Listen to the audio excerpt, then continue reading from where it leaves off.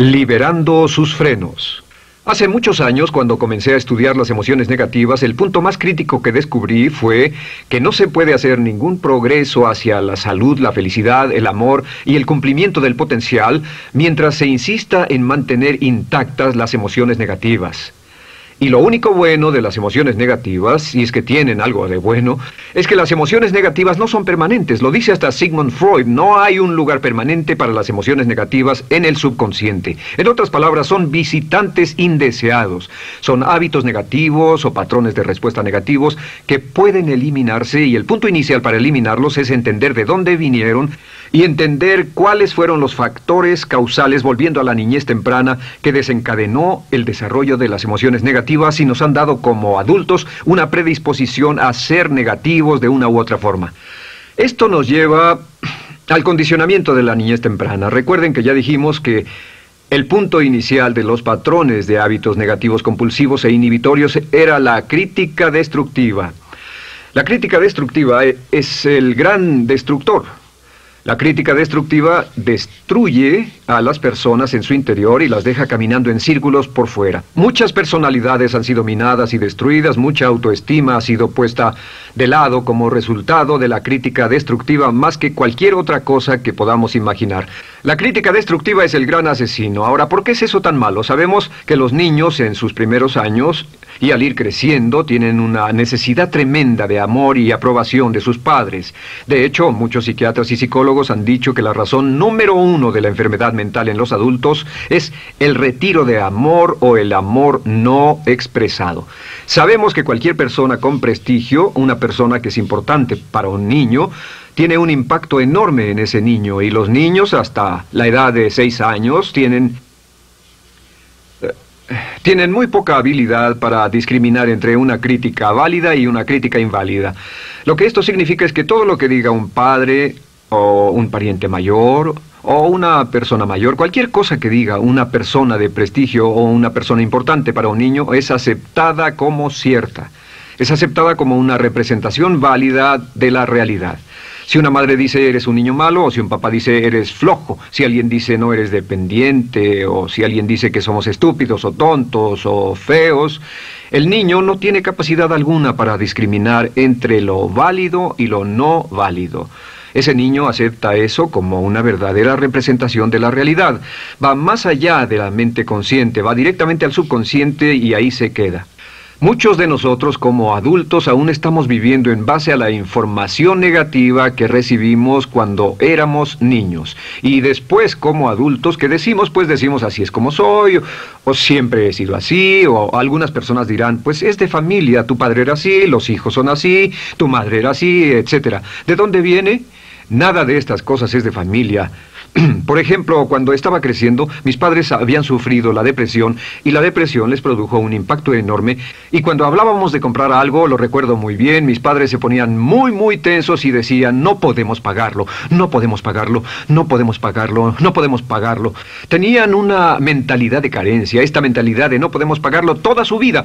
Y luego yo crecí y aunque nunca he experimentado la depresión, y la mayoría de ustedes, 10, 20, 30, 40 años después, aún estamos diciendo, no puedo pagarlo, no puedo pagarlo, no puedo pagarlo. Aún tomamos como base esas frases críticas, esas frases emocionales que usaban nuestros padres. Tal vez sus padres les decían, como mi padre me decía a mí una y otra vez, nunca acabas lo que empiezas, nunca acabas lo que empiezas. Nunca acabas lo que empiezas. Eres un flojo, nunca acabas lo que empiezas. Y cuando fui adulto tuve muchos problemas para acabar lo que empezaba. Al acercarme al final de la tarea, comenzaba a sentirme ansioso y buscaba cualquier excusa por posponerla o retrasarla. El segundo factor que nos predispone a emociones negativas es la falta de amor. Sabemos que las personalidades de los niños se desarrollan al grado en que reciben una alta calidad y una alta cantidad de amor de sus padres. Existe una relación de 1 a 1 entre la cantidad de amor, la calidad de amor y una personalidad sana. Ese amor negado o la privación de amor es la causa clave de la infelicidad, la negatividad y la enfermedad mental en los adultos. Para que un niño se sienta realmente amado, el niño debe tener padres con buenos conceptos, y la mayoría de nosotros tuvimos padres que fueron víctimas de sus padres, que a su vez fueron víctimas de sus padres. Un escritor famoso dice que todo el mundo es víctima de una víctima. Todos son víctimas de víctimas. Nuestros padres quisieron criarnos de la mejor forma posible, pero ellos mismos fueron víctimas de víctimas. Y para que un niño se sienta realmente amado, deben existir 3 condiciones. La condición número 1 es: los padres deben amarse a sí mismos. Los padres deben amarse a sí mismos. Recuerden, nunca le podrán dar más amor a otros que el que sienten por sí mismos. Si no se aman a sí mismos, no pueden amar a sus hijos. Si tienen un poco de amor por sí mismos, deben difundirlo en sus hijos. Si tienen poco amor por sí mismos y es absorbido por sus esposos, entonces, a veces, aunque deseen amar a sus hijos, no tienen amor que darles. Sus padres querían amarlos y en muchos casos no tenían amor para darles. Y eso es porque nunca lo recibieron cuando crecieron. El segundo requisito es: los padres deben amarse mutuamente. Para que un niño crezca sintiendo confianza en sí mismo, crezca sintiéndose amado, a salvo y seguro, debe crecer en un ambiente donde los padres se amen. No hay nada que le dé más temor a un niño que crecer en un hogar donde los padres peleen entre sí, donde los padres no se amen, donde haya dificultades, porque el niño siempre tiene una tendencia, primero que nada, ser una víctima, pues al niño se le grita y se le vocifera, y entonces cree que la razón por la que mamá y papá pelean es su culpa. Ahora, una investigación interesante: como hay muchas familias de un solo padre, la investigación interesante muestra que cuando uno de los padres se va como resultado de una separación o un divorcio, los niños que quedan invariablemente están convencidos de que la razón por la que el otro padre se fue se debió a algo que él hizo.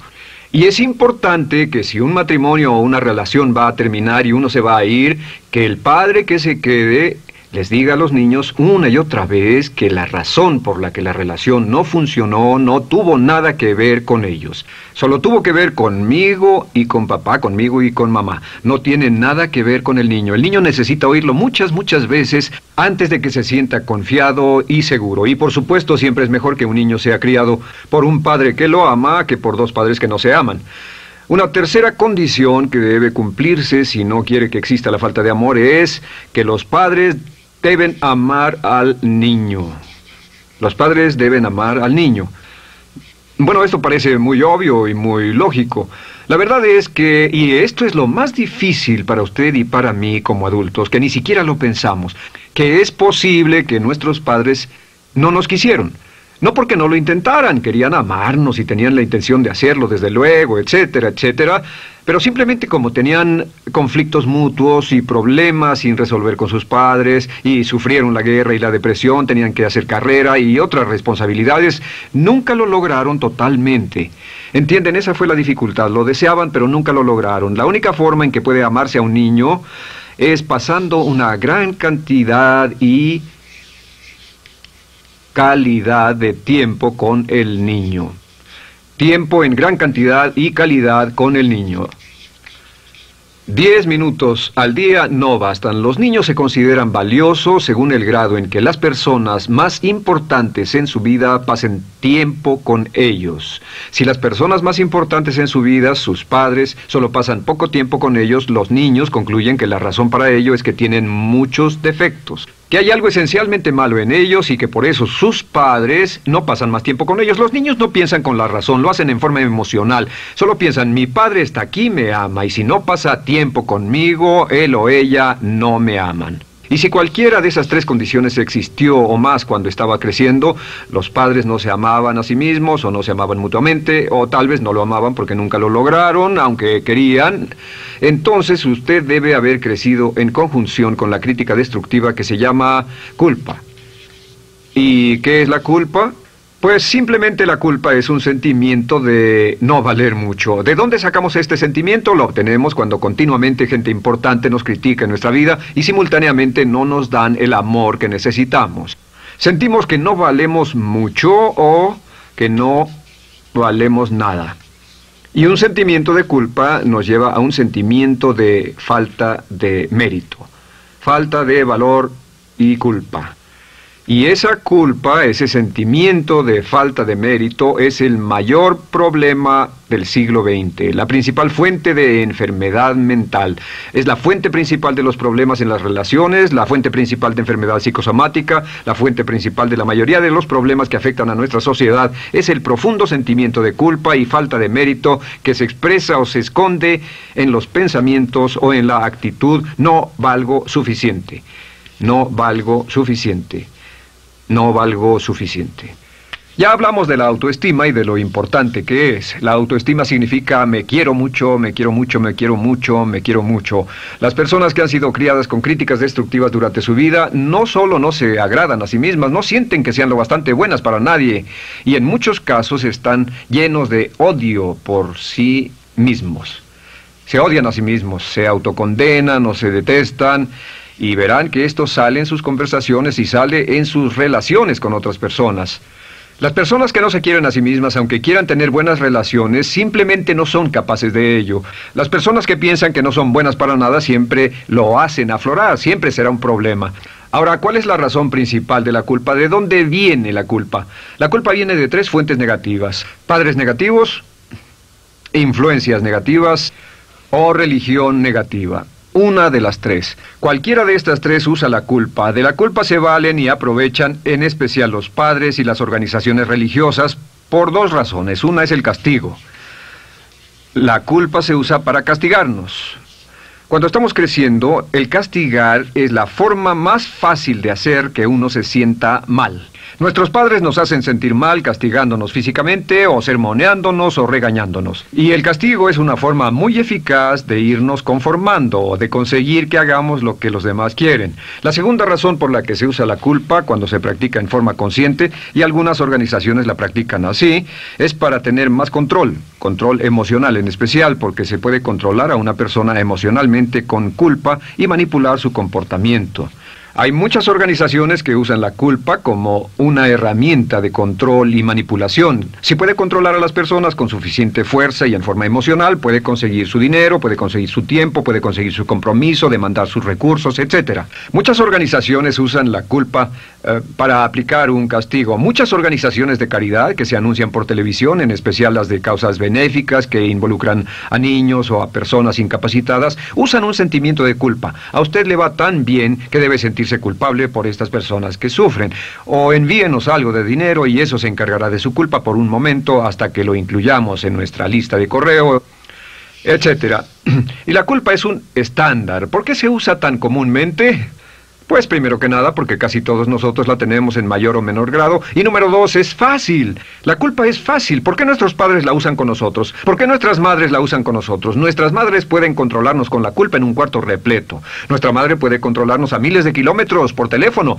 Los padres usan la culpa en sus hijos porque sus padres usaban la culpa en ellos y así sucesivamente. Es lo más fácil. No existe un esfuerzo físico. Puede hacerse con una mirada o de reojo o una palabra. Ya sabe que las personas siempre buscan lo más fácil. Esté alerta.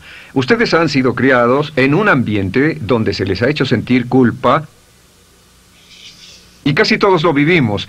Debemos entender que la culpa es como una letrina o bacterias emocionales negativas que se colocan en la raíz de su psique o su subconsciente y activan todas las demás emociones negativas: furia, odio, envidia, resentimiento, frustración y duda, temor, etcétera. Las crea y las activa a todas. Y la forma para, en realidad, deshacerse del centro es exorcizarlo, extirparlo.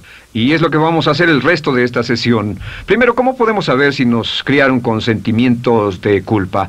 Bien, a esto le llamamos la manifestación adulta de la culpa. Manifestación adulta de la culpa. Puede saber, probándose a sí mismo, ¿cuánto de esto tiene? Número 1, la manifestación adulta de la culpa es que tiene sentimientos de inferioridad, sentimientos de inadaptabilidad y de no merecer las cosas. No siente que merezca que le pasen cosas buenas. Si una persona ha sido criada con crítica destructiva y se le hace sentir culpa, entonces cuando logra éxito, aún con un tremendo esfuerzo, tiene una tendencia terrible de sentir que no se lo merece. A esto se le llama, por cierto, temor al éxito. El temor al éxito es solo otra forma de decir que la persona que ha estado condicionada a pensar de sí misma como poco valiosa o no lo bastante buena, se siente muy incómoda cuando experimenta el éxito. Se siente muy tensa y a disgusto.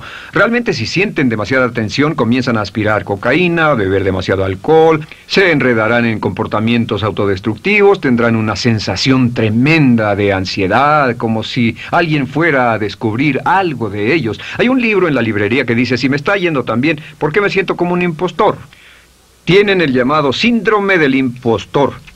¿Alguna vez ha tenido éxito en algo y la gente ha ido a usted a decirle, vaya, hiciste un excelente trabajo, o eso es maravilloso, aunque haya sido muy duro para usted, y sintió que los demás iban a descubrir, siente como que, es decir, que iban a descubrir que realmente no es bueno, que solo fue un fraude, solo un accidente, y por supuesto es lo que dice, fue coincidencia, fue un accidente, la verdad, no sé ni cómo lo hice. Hacen todo lo posible por huir de ese sentimiento de inferioridad y de no merecer las cosas. Estén muy alertas. La segunda manifestación adulta de la culpa es la autocrítica destructiva. Hay una línea de un gran poeta que dice, aquellos a quienes se les hace mal, hacen mal a su vez. Los niños a muy temprana edad, a veces a la edad de 2 o 3 años, comienzan a menospreciarse, se desgarran, hasta se golpean y se castigan físicamente si se les critica demasiado. Siempre dicen el equivalente de no valgo suficiente o no soy muy bueno, y se castigan a sí mismos. Y la crítica destructiva es un síntoma real de un sentimiento escondido de culpa e insuficiencia. El número 3 es que, fácilmente manipuladas por la culpa, las personas pueden jalar sus cordones de culpa en forma muy simple. Realmente vemos que existen 2 tipos de personas en el mundo, los lanzadores de culpa y los receptores de culpa. Invariablemente, estas personas se atraen mutuamente. Y por supuesto el lanzador de culpa es la persona que se identifica con el padre que lanzó la culpa y el receptor es la persona que se identifica con el que atrapó la culpa. Pero los lanzadores y los receptores de culpa se unen, se equilibran perfectamente, se establecen y forman una nueva generación de lanzadores y receptores de culpa. Podemos decir que usted es fácilmente manipulado por la culpa, porque ha estado muy bien condicionado. Su jefe puede tirar de su cordón de culpa, una persona en un autobús puede tirar de su cordón de culpa, una sobrecargo puede tirar de su cordón de culpa. Esté muy alerta a esto. La cuarta manifestación de culpa es que usted la usa. Usa la culpa y culpa a otro generosamente. ¿Por qué? Pues si ha funcionado en usted, la hará funcionar en ellos. Le parecerá que es un intercambio, un trato muy justo. Usa la culpa y la culpabilidad y se convierte en la base de sus relaciones con los demás. Cuando algo sale mal, les echa la culpa a ellos. Algo sale mal, culpa a alguien más. En cuanto hay un problema, busca a quién culpar. Un experimento muy interesante con la cámara escondida hace algunos años, fue que hicieron una plancha de hielo y la pusieron en la acera sin que nadie los viera. No hacía mucho frío, pero lo hicieron y observaron cómo reaccionaban las personas cuando pasaban por ahí, cuando caminaban por ahí, llegaban a esa plancha de hielo, se desequilibraban y se resbalaban, y lo primero que hacían era observar a la persona más cercana a ellos, enojados, verdaderamente furiosos. En otras palabras, buscaban a quién culpar. Y si no había nadie cerca de donde habían caído, se levantaban otra vez, miraban a su alrededor, no había nadie y entonces pateaban el piso, pateaban con fuerza y se iban. Nuestra tendencia natural cuando algo sale mal es buscar a alguien o algo a quien culpar, en especial si nos criaron con una culpa continua. Y la quinta manifestación es lo que llamamos lenguaje víctima. Ahora recuerden que hablamos sobre la ley de concentración. Dice, lo que siembras cosecharás. También dice, si usas lenguaje de víctima, mantienes viva la culpa, la refuerzas, la edificas, la cultivas, la utilizas. El lenguaje víctima es lenguaje como no puedo, no puedo, no puedo. Cuando dice no puedo, no puedo, no puedo, envía un mensaje a su mente subconsciente y la mente subconsciente comprende que está inhabilitado, que no tiene control, que es una víctima. Y cuando desea poder hacer algo, su mente subconsciente retroalimenta su mensaje y dice no puedes, no puedes. Y lo segundo que dice es tengo que, y otra vez no tengo control, no estoy a cargo. Pero existe otra expresión del lenguaje víctima que debemos evitar, y es esta, trataré. Trataré, sea lo que sea, trataré. ¿Qué significan las palabras trataré? Pues déjenme decirles qué significan. Significan voy a fracasar y lo digo anticipadamente para que no me vengan con represalias. En otras palabras, dice trataré de llegar a tiempo, pero lo que está diciendo es tal vez llegue tarde y no pueden reclamarme porque dije que trataría. Cuando una persona dice trataré, está disculpando su fracaso por anticipado. Si fuera al doctor y el doctor lo examinara, lo auscultara y le dijera, pues está en pésimas condiciones, tendremos que intervenir, debemos llevarlo al hospital ahora mismo, me sorprende que haya llegado aquí. Usted dirá, bueno doctor, espero que haga un buen trabajo. Y él dice, trataré. Si él dice eso, usted seguramente buscará otro médico. O si va a un abogado. Lo culpan de algo y va a un abogado y le presenta su caso y dice, oiga, va a defenderme, y él dice, trataré. ¿Qué está diciendo? Está diciendo, escuche, he estudiado el caso y por lo que veo no hay mucha esperanza, pero lo tomaré de todos modos. Trataré son los que tratan de conseguir que les pague por anticipado. Otro juego de palabras que no debe usar. Por cierto, con respecto a trataré, lo que debe decir es lo haré o no lo haré. No trataré. Si alguna vez en nuestro negocio, tenemos un negocio muy activo, si llamamos a alguien y le pedimos alguna cosa o algún trabajo y dice trataré de conseguirlo para el viernes o trataré de terminarlo a tiempo, al instante sabemos que lo que quiere decir es que quiere sentirse libre, no comprometerse. Así que nunca dejamos que nadie se vaya con un trataré, debe ser hecho o no, y queremos obtener una seguridad. Si hace falta, nosotros lo hacemos. Cuando dicen trataré, lo que están haciendo es que se están lavando las manos. Esté alerta, la otra palabra es desearía. Dicen que un deseo es una esperanza o una meta sin energía detrás. Desearía. ¿Qué significa un deseo? Desearía significa que me gustaría tener algo, pero sé que nunca lo podré tener. Cuando dice desearía bajar de peso, ¿qué significa? Las palabras no dichas son, pero sé que no puedo. ¿Por qué no? Por las excusas que tiene y el metabolismo que tiene y los problemas, etcétera. Siempre hay razones por qué debe salir, etcétera. Desearía dejar de fumar, desearía estar en forma. Desearía, desearía, desearía. Cuando usa la palabra desearía, le muestra al subconsciente que esto es algo que no cree que le sea posible lograr o adquirir. Entonces el subconsciente descarta completamente esto como meta y no le da energía, ni motivación, ni impulso, ni deseo de lograrlo. Así que esté muy alerta al lenguaje víctima. Esté alerta a la expresión sí, pero. O lo haría, sí, pero. Alguien le dice, haga esto, y usted dice, sí, pero. La palabra pero, por cierto, es el gran borrador. Si una persona le dice, podría incrementar sus ingresos o incrementar su rendimiento, ser una persona mejor o más feliz o bajar de peso o lo que sea, no importa. Y usted dice, sí, pero. Lo que está diciendo es que está borrando toda la aseveración que ha dicho antes. Manda un mensaje a su subconsciente que dice, no hay posibilidad. Y no hace esfuerzo, no otorga energía, no ejerce capacidad alguna hacia el logro de esa meta.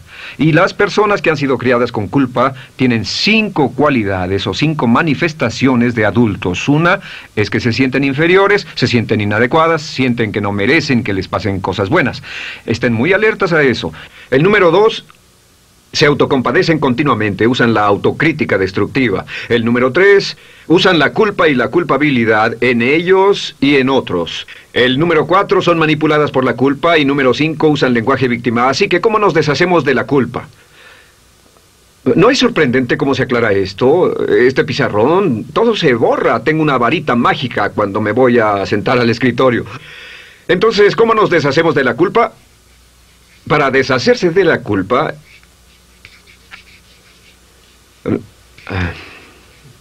este es el proceso. Tiene algunos pasos importantes. Número 1, el primero de la lista, elimine la autocrítica. Elimine la crítica autodestructiva. En otras palabras, nunca diga nada destructivamente crítico de usted mismo. No lo diga. Esta es la regla básica. El subconsciente acepta lo que diga usted como cierto, como un mandato. Así que no diga nada de sí mismo que no desee sinceramente que sea cierto. No diga estoy cansado, estoy gordo. No diga no puedo o debo. No diga nada a menos que quiera que sea cierto. Las palabras que van después de la palabra yo son las palabras que su subconsciente registra como mandatos, excepto cuando dice yo desearía o lo intentaré. Así que elimine la crítica destructiva. Siempre hable en términos positivos sobre usted. Me gusta mi persona, puedo hacerlo, lo haré, escogí hacerlo, pero nunca diga no, no puedo. Número 2 es no dejarse manejar por la culpa. Rehúse ser manejado por la culpa. Porque cada vez que le permita a alguien que lo manipule por la culpa, ¿sabe qué pasa? Refuerza y hace más poderoso el efecto de la influencia de la culpa en su vida. Cuando yo crecí, debo decir que yo crecí en una familia que estaba muy influenciada por la religión negativa. Realmente mi madre, Dios la bendiga, tenía un cinturón negro en el pecado e hizo un trabajo verdaderamente soberbio en ello. Y yo tardé en sobreponerme. Cuando me casé con Bárbara, ella también venía del mismo tipo de familia y recapacitamos. Hay una hermosa respuesta cuando uno de los dos caía de nuevo en los viejos patrones. Decía, no tratas de hacerme sentir culpable, ¿o sí? No tratas de hacerme sentir culpable, ¿o sí? Solo diga, no tratas de hacerme sentir culpable, ¿o sí? Y no deje que las personas lo manipulen usando la culpa. El número 3, no use la culpa o la culpabilidad y anuncie que no va a usarla. No la use en otras personas y permita que sus hijos o su cónyuge digan lo mismo. No tratas de hacerme sentir culpable, ¿o sí? Repítalo una y otra vez. Y si la otra persona le dice, eso es lo que trato, contéstele, no va a funcionar. Y no funcionará. Es que la culpa solo funciona mientras usted no sepa que está siendo usada en usted. El número 4 es lo que llamamos la ley del perdón. Es la más importante de todas. Realmente es el centro, es el meollo de toda esta sesión. La ley del perdón simplemente dice que usted está sano mentalmente hasta el grado en que pueda perdonar libremente y olvidar las ofensas. Que su habilidad para perdonar a los demás es la clave que determina su felicidad y su éxito en la vida. Su habilidad para perdonar a los demás es la única forma de eliminar la culpa. Su disponibilidad para perdonar a los demás y olvidar ofensas es el determinante más importante de si usted está o no totalmente integrado y es un adulto que funciona como ser humano. Porque la tendencia de culpar y de guardar rencores es una tendencia patológica infantil que la poseen todas las personas que están enfermas mentalmente.